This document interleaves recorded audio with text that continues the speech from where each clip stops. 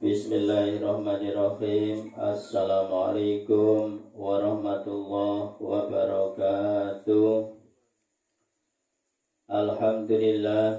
Alhamdulillahi rabbil alamin. Wa bihi nasta'inu ala umuri dunya waddin wa ala alihi wa sahbihi ajma'in. Amma ba'du. Rabbi shrahli sadri wa yassir amri wahlul 'uqdatam min lisani yafqahu qawli. Para jamaah yang dimuliakan Allah Subhanahu wa taala, pada kesempatan yang baik ini mari sama-sama kita bersyukur kepada Allah Subhanahu wa taala, yang mana Allah Subhanahu wa taala telah berikan taufik dan hidayah pada diri kita. Kita bersama-sama berdoa kepada Allah Subhanahu wa taala, mudah-mudahan Allah Subhanahu wa taala kekalkan iman, hidayah yang ada pada diri kita sampai yaitu roh kita untuk menghadap kepada Allah Subhanahu wa taala. Jamaah yang dimuliakan Allah Subhanahu wa taala, pada kesempatan yang baik ini kami akan menyampaikan yaitu tentang taubat kepada Allah Subhanahu wa taala. Karena para ulama mengatakan bahwa taubat dari perbuatan dosa adalah hukumnya wajib.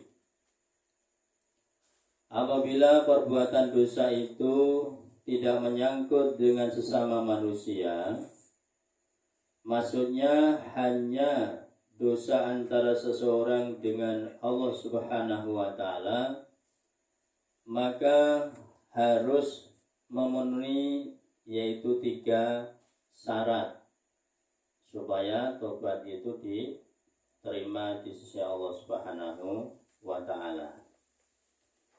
Yang pertama yaitu menghentikan perbuatan dosa. Yang kedua yaitu menyesali atas perbuatan dosa itu. Kemudian yang ketiga yaitu berketetapan hati untuk tidak mengulangi lagi perbuatan dosa itu selama-lamanya. Jadi supaya tobat kita diterima di sisi Allah Subhanahu wa taala, yang pertama yaitu menghentikan perbuatan dosa yang telah dilakukan. Yang kedua yaitu betul-betul menyesali perbuatan dosa tersebut. Yang ketiga yaitu berketetapan, maksudnya yaitu dalam hatinya tidak akan mengulangi lagi atas perbuatan dosa itu selama-lamanya. Itu insya Allah nanti tobatnya akan diterima di sisi Allah Subhanahu wa ta'ala. Dan apabila tidak memenuhi 3 persyaratan itu, maka tidak akan diterima tobatnya. Jadi kalau sudah terlanjur melaksanakan perbuatan dosa, supaya tobatnya itu diterima, maka harus memenuhi daripada syarat yaitu 3 yang telah disampaikan di atas.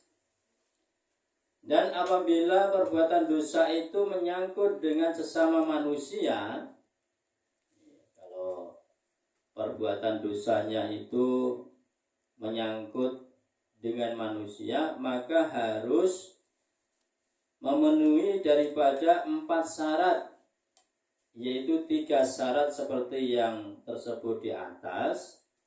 Kemudian tambah 1 syarat, yaitu harus menyelesaikan urusannya dengan kepada orang yang bersangkutan itu.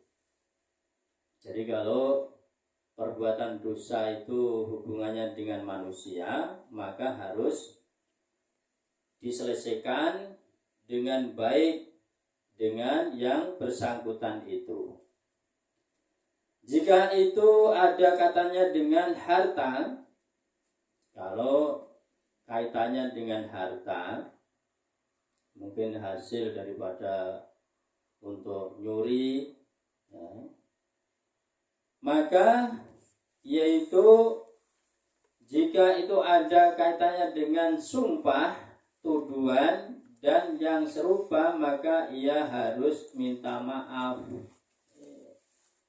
Harus minta maaf kepada orang yang bersangkutan. Dan jika itu ada katanya dengan umpat mengumpat, maka ia harus minta dihalalkan. Seseorang yang bertaubat dosa harus segera bertaubat bila ia minta dihalalkan. Seseorang yang bertobat dosa harus segera bertobat. Bila ia bertobat hanya dari sebagian dosa saja, maka yang diampuni juga hanya sebagian dari dosanya saja, dan dosa yang lain masih tetap tidak diampuni. Allah Subhanahu wa taala telah berfirman di dalam surat An-Nur ayat 31, A'udzu billahi minas syaitonir rajim. Bismillahirrahmanirrahim. Wa tubu ilallahi jami'an ayyuhal mu'minuna la'allakum tuflihun. Allah Subhanahu wa ta'ala berfirman, bertobatlah kamu semuanya kepada Allah, wahai orang-orang yang beriman, agar kamu sekalian berbahagia. Jadi kalau ingin hidupnya bahagia, tentram, maka Allah telah katakan di dalam surat An-Nur ini, syaratnya harus bertobat. Jadi kalau enek wong urip kok uripe mung ketulo-tulo wae, ini ora beneran, niki mungkin masih ada hubungannya dengan dosa. Maka cepat-cepatlah yaitu bertobat kepada Allah Subhanahu wa taala. Kalau itu berkenaan dengan yaitu perintah-perintah Allah, maka harus segera bertobat, melanggar daripada larangan-larangan Allah. Maka kalau ingin yaitu hidupnya senang, bahagia, mulia, Allah katakan supaya cepat-cepat tobat kepada Allah Subhanahu wa ta'ala. Padahal Rasulullah Muhammad SAW itu adalah seorang yang maksum. Maksudnya apa? Maksudnya seorang maksum itu adalah dosanya sudah diampuni oleh Allah Subhanahu wa ta'ala sebelum dan sesudahnya. Tetapi Nabi Muhammad SAW walaupun sudah dijamin oleh Allah, diampuni, dimahfu dosanya sebelum dan sesudahnya, maka Nabi SAW telah memberikan contoh yang diriwayatkan, yaitu hadis riwayat Bukhari wonten ing yaitu kitab Riyadhus Shalihin jilid 1 wonten ing mriku dipun ngendikaken, wa an Abi Hurairah radhiyallahu anhu qala sami'tu Rasulullah sallallahu alaihi wasallam yaqulu wallahi inni astaghfirullah wa atubu ilaihi fil yaumi aksari min sab'aina marrotan, rawahul Bukhari.